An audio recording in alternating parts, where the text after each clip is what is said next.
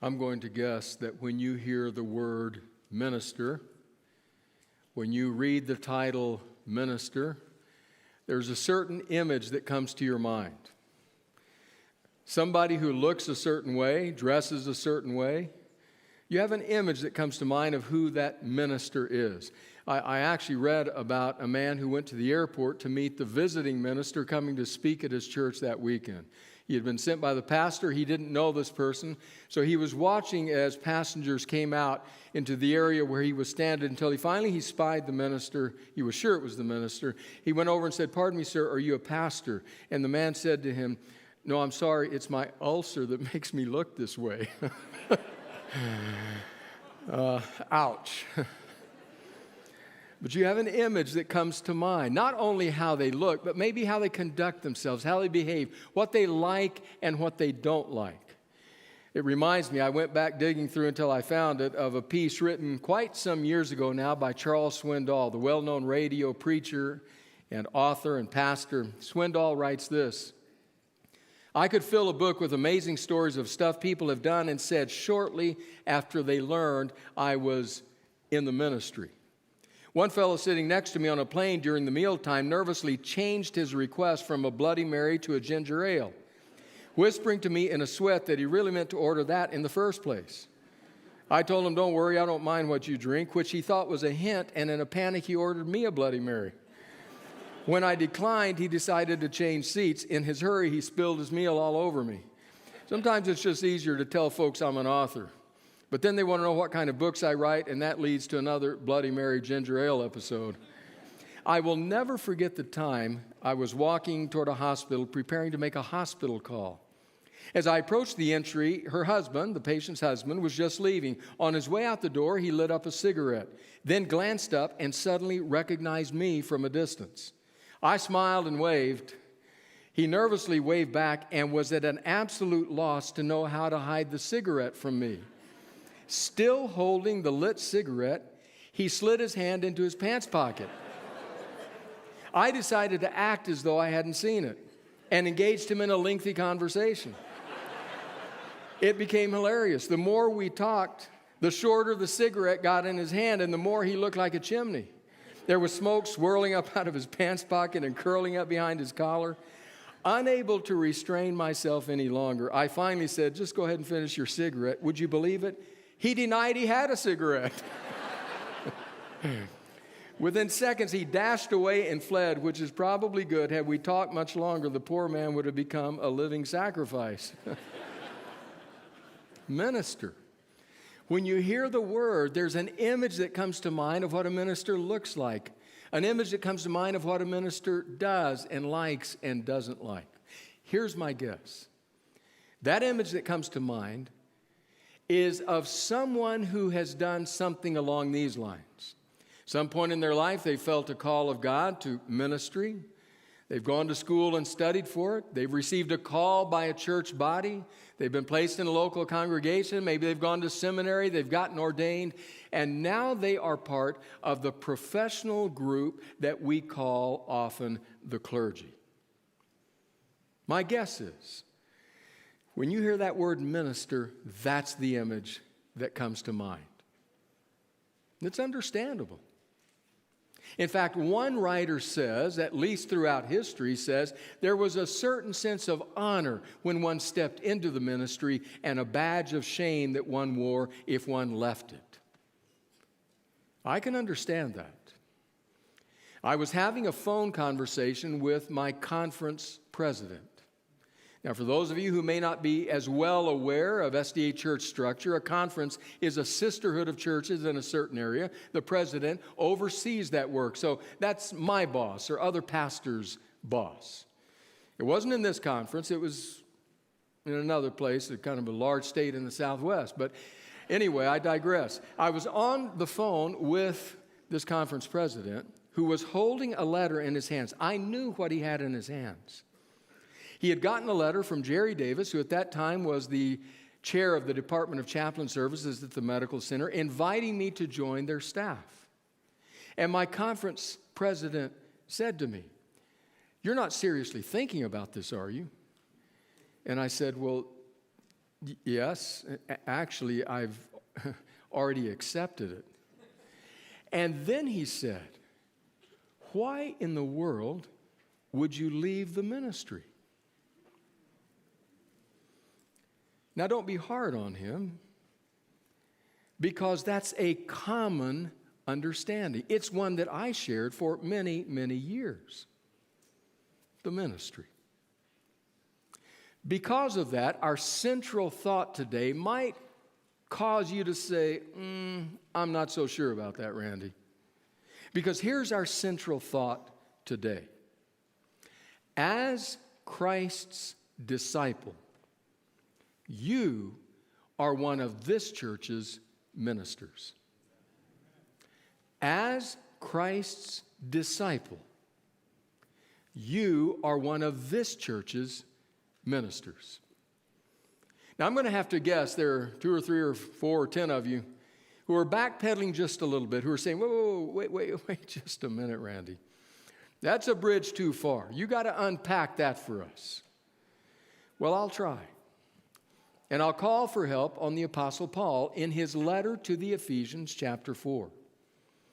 I want to give a little bit of context because we're going to land right in the middle of a conversation. Paul is talking to his Ephesian friends about the body of Christ. He is saying the body of Christ needs to be united. It needs to be unified. And in the attempt to stay unified and grow toward maturity, God has placed certain gifts within the body. And those gifts need to operate in a fashion that will keep the body unified, keep it healthy, keep it growing. That's the context of what Paul is saying. So let's read some of the verses. I'm going to start with Ephesians 4, verse 7. I'm actually going to read the first verse from the New Living Translation because I think it captures particularly well the intent of Paul's words there. So here's Ephesians 4:7 in LT. However, in light of all this about unity, God has given us, each one of us, a special gift through the generosity of Christ. So we ask, who has received a special gift? And Paul responds, each one of us. Each one. Do you know how you spell each? Y-O-U. He's given you a gift. Each one of us a gift. I understand that there may be members of our community hearing that right now and saying, wait a minute, Randy, you don't know me. You don't know my life. You don't know how much I've struggled to figure out what in the world I have to offer. I look around at all these other people. I look at all the gifted people. I don't have anything. I didn't get one. I remember the story my dad told me. I could tell that even though it had been decades since it occurred, it was still an emotional story for him. He had done something, I don't know what it was. Kids do things, you know. Hadn't gotten the job done on time, hadn't thought it through, hadn't done it thoroughly from beginning to end. Who knows what it was? But his father lashed out. His father, my paternal grandfather, whom I barely knew, had gotten into the bottle and then couldn't get out again. And it caused a lot of rage, a lot of anger, a lot of abusive language. And on that particular day, when Dad hadn't done what he was supposed to have done according to his father yelled at him, Bobby, when they handed out the brains, you must have been behind the door. Decades later, after decades of effective ministry for Christ, as a pastor, evangelist, church administrator, I could still tell that hit deep. And maybe that's where you are today. Randy, you don't understand. I was behind the door. I just want to hide. I don't want anybody else to know that. And then comes Paul, who writes, each, Y-O-U, each one of us has been given a special gift in the body of Christ. Now, he's going to identify some specific gifts. Now, understand, Paul will write much more about this in other letters. The first letter he wrote to the Corinthians, for example, or the letter he wrote to the Romans, he will talk about the different gifts. He'll give lists of gifts that have been given to the body. You may have gotten this gift or that gift or the other gift. We're going to go into that in January and February of next year. But that's not what he does here in Ephesians. His focus is not so much on the specific gifts that have been given, but on something else. So let's go back to Ephesians chapter 4, now verse 11. He says, the gifts he gave were that some would be apostles, some prophets, some evangelists, some pastors and teachers. Notice that what he focuses on here is the people more than the gifts that they have been given. The gifts that are given, he says, are that some would be. So these people in your midst have been given these gifts. I love the way it's put. It's very brief by Walter Liefeld, New Testament scholar, who says, in Ephesians 4, the gifts named are not abilities given to people. They are people given to the church.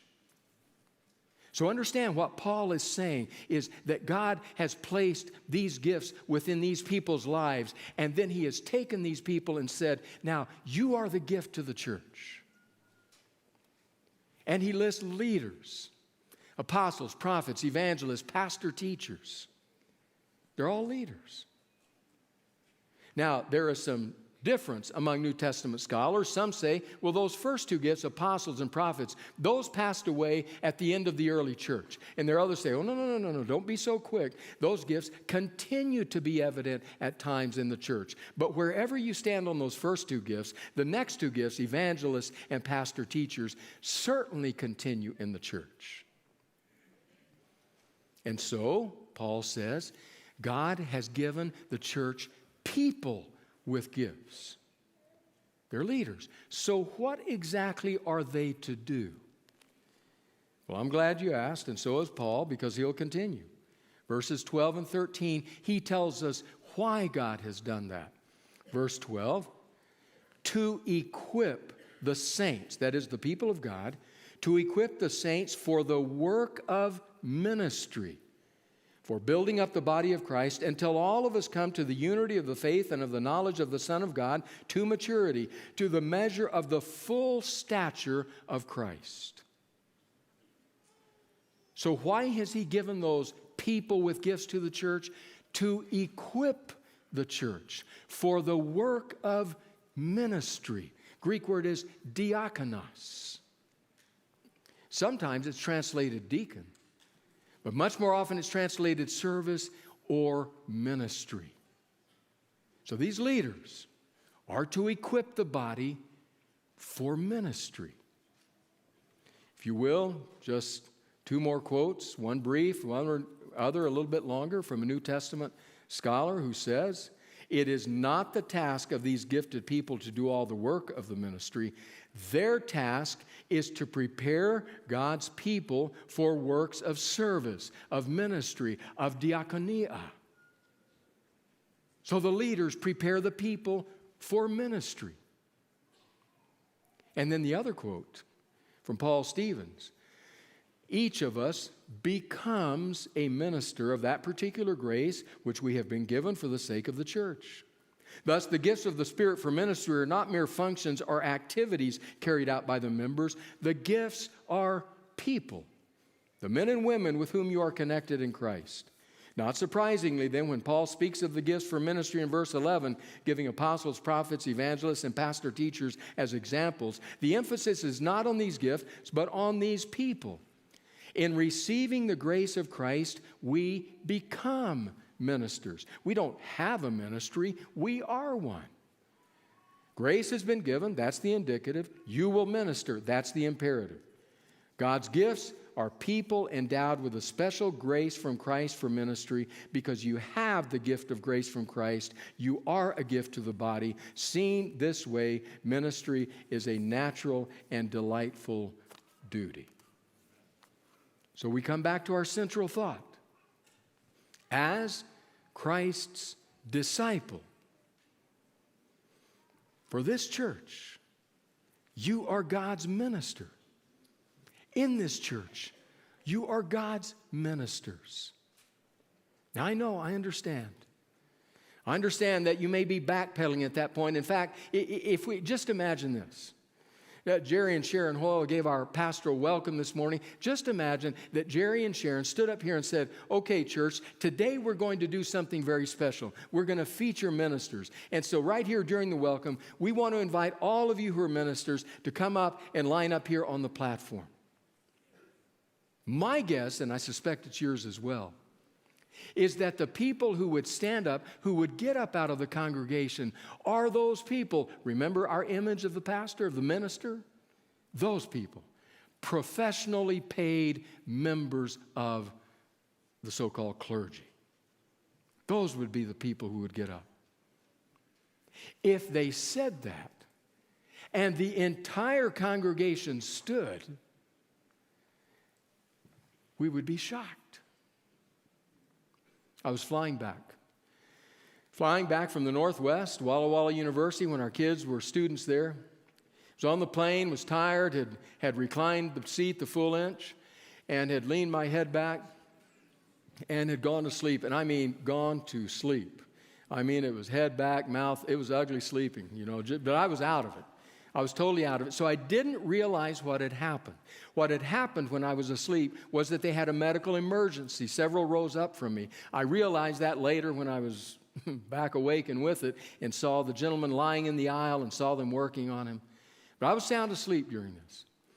The flight attendant walking up the aisle had known of it, and so she was urgently trying to find somebody to help. And right about the time she walked by me, in a very loud and, I thought, strident voice, which immediately woke me up, she said, "We need a doctor. Stand up and come to the front." Well, I just kind of came out of sleep, and that moment when you're still trying to figure out where you are and what happened, I heard stand up, so I tried to stand up. I was later grateful I had the seatbelt on because I couldn't get up. And as soon as it caught me, I sat back down. I thought a minute. I said, wait a second. I'm not a doctor. What am I doing standing up? You're not calling me. That may be exactly how you feel. Those of you who are ministers, stand up and you say, "That's not me." No way. But it is. So what we have to wrestle with is that right back here is where the church of Jesus Christ was founded. Jesus created his church in the world. The early leaders, apostles, disciples were in on that opening wave. But now 2,000 years have passed. And sometimes we look at this church today while looking back at that one and we say, what happened? I mean, there are some things that are the same and similar, but so much has changed. For example, 5 terms. 5 terms that some have suggested, if you understand what they were then and what they have become now, you will understand what has gone wrong and how it can be repaired. We've already looked at 3 of those. Clergy, laity, and last week, priest, and today, minister. Minister. Do you know that in the New Testament, there is no place where that appears, diakonia, service, ministry. There's no place where that occurs to describe a group that is set apart from the body and is somehow elevated above the body. It's not there. In fact, listen to one more quote. Greg Ogden, writing about these issues and this passage, says this: "Far from ministry being associated with a few, ministry is coterminous," it overlaps completely, in other words, with the entire body. There is only one ministry, the ministry of the people of God.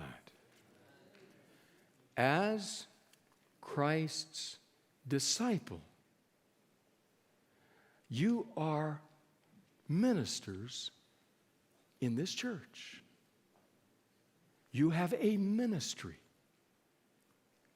Certainly that term is used in Scripture as a noun. It is also a verb. Ministers do ministry. So what does that mean? For those of us who worship here together each Sabbath, for those who participate in worship, what does it mean to say that? Well, it might mean that you hear somebody say, we need help. Maybe they'll say, we need help with our shuttle cart drivers. And so you say, I can do that. And so you volunteer, you sign up, you become a shuttle cart driver. And so you help people who would otherwise struggle to make it to the sanctuary, to get to worship. You help them by bringing them and returning them to their cars. And on the way, you listen, you interact, you get to know, you encourage, you comfort, you bless. You're a minister. You're doing ministry. Or maybe you hear about the literature ministry, a very active, passionate ministry in our congregation. People who are driven by the desire to put the printed page in every place they can so that people who have a few moments, people who have a need, might reach for a pamphlet and might read in there, God has always loved you. God has a plan for your life. Would you like to know God? And you say, I can do that. I can stock some racks, doctor's office, healthcare center, a business. I can do that. And so you give yourself to that. You are a minister doing a ministry. Or maybe you say, I didn't deserve it, but somehow God wove into the fabric of my life a certain gift with music. And after thousands of hours of practice, I come here and I see there are opportunities. And so you get involved. You become a part of the brass, the orchestra, the choir. Many people would call you a musician. Paul would say, wait. You are a musician, but in this context, you're a minister. Doing a ministry. Or maybe you say, my ministry lies outside of these four walls. My heart, my passion is for people out there where the night is dark and where lighted candles make a difference. We have many in our midst for whom that is the reality. I'll point to just one. Her name is Dorothy Brooks. Dorothy has been, and she and her husband Chris have been members of our congregation for many, many years. In fact, Dorothy has been a child life specialist up at Loma Linda University Medical Center. This last week, LLUH celebrated the anniversaries of a whole list of employees. 5 years, 10 years, 15, 25, 30 years. They were celebrated. Dorothy was celebrated for 35 years. She said to me, it's 38, but who's counting? 35 years. Child life specialist. She was interacting one day with a social worker who looked at her work with these children, these tiny, fragile creatures of God who were trying to negotiate some of the rawest moments of human life. And the social worker said to Dorothy, in your work with those kids, do you ever wonder if there's maybe something else you can do specifically for kids in grief? And Dorothy said, yes, I love that idea. She got together with some of her colleagues. They talked it through, and thus was born something called Camp Good Grief. The story, which I have made very short, has providential fingerprints all over it. Camp Good Grief. Would kids want to come? Go talk about your grief? Camp Good Grief begin to make a difference in people's lives. Enter a family into the frame of the picture. John and Monica Klein. John is a graduate of Loma Linda University School of Medicine. Monica is a graduate of Loma Linda University School of Allied Health Professions. I had the privilege, the wonderful privilege, of officiating at their wedding. It was beautiful. It was on the beach. I mean, on the beach, barefoot on the beach. There were 4 of us present. John and Monica, because it was their wedding, and Anita and me. Spectacular scenery. Beautiful, intimate moment.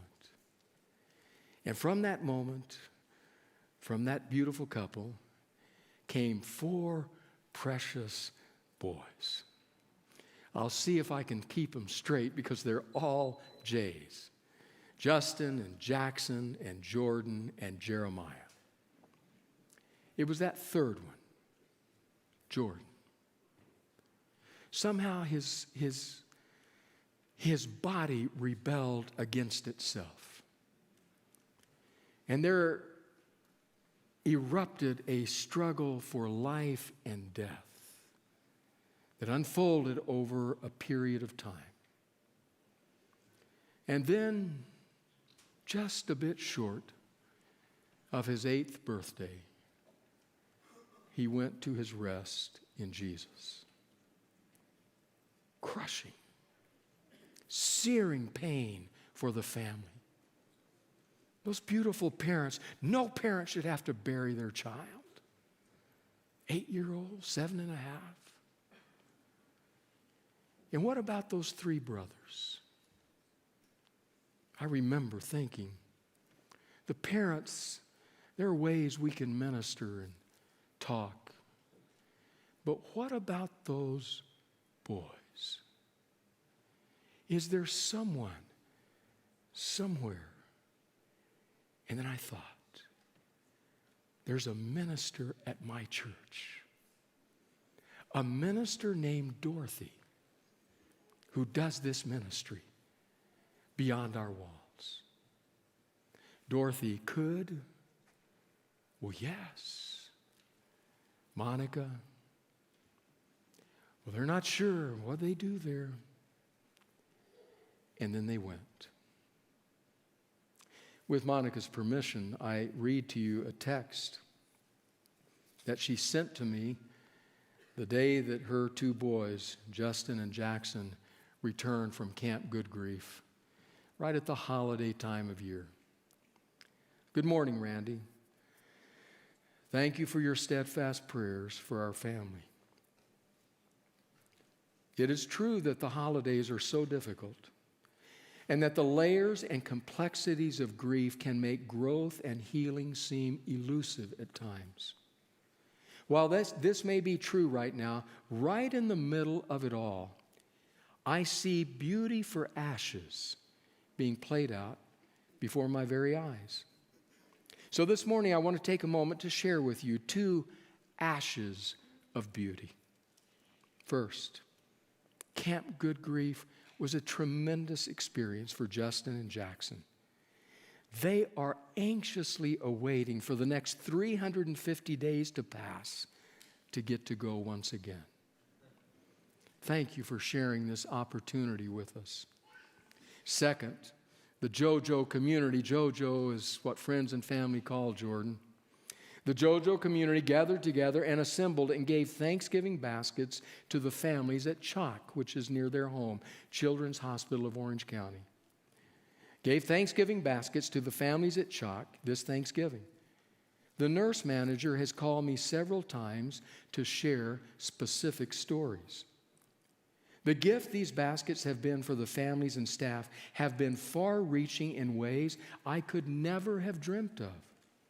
The blessing they have been for us and for our boys has also been far-reaching. Thank you for ministering to our family. God has been good to us. Blessings on you and your family today.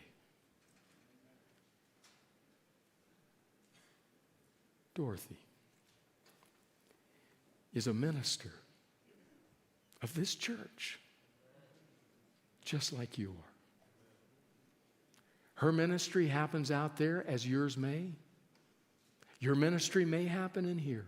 But make no mistake about it. As Christ's disciple, you are a minister at this church. Now notice what happened. John and Monica, and then Justin and Jackson. Jeremiah was still a bit too young. Then Justin and Jackson were touched. And then they got baskets together and they went and they touched other lives, so that somewhere in Orange County, a family at a Thanksgiving time of year received a basket that deeply touched and moved them, with no awareness that the genesis of that was a minister at Loma Linda University Church. You are a minister in this church as Christ's disciple. So if someone ever says to you, what is your image of a minister? When you think of the term minister, what do you think of? I know you'll say, well, it's certainly not what I saw in the mirror this morning. You'll probably think that. But hold on. If somebody says that to you, what do you think of when you think of a minister? Who is a minister? What does a minister look like? I hope you say this to them. I hope you say, my name is John. My name is Mary. I'm a minister at Loma Linda University Church because I'm a disciple of Jesus. Because I'm his disciple, he has called me to gospel ministry. And then look them in the eye and smile and say, how may I serve you? God of grace, we're deeply moved to think that each one of us, Lord, we don't deserve it. We half the time don't know what we're doing. But each one of us is called to minister in your name. Because as has often been said, you don't call the qualified, you qualify the called. And you're calling each one of us. So, Lord, let us understand our God-given identity. Fill us with your Spirit and send us out to minister in your name. In the name of Jesus, amen.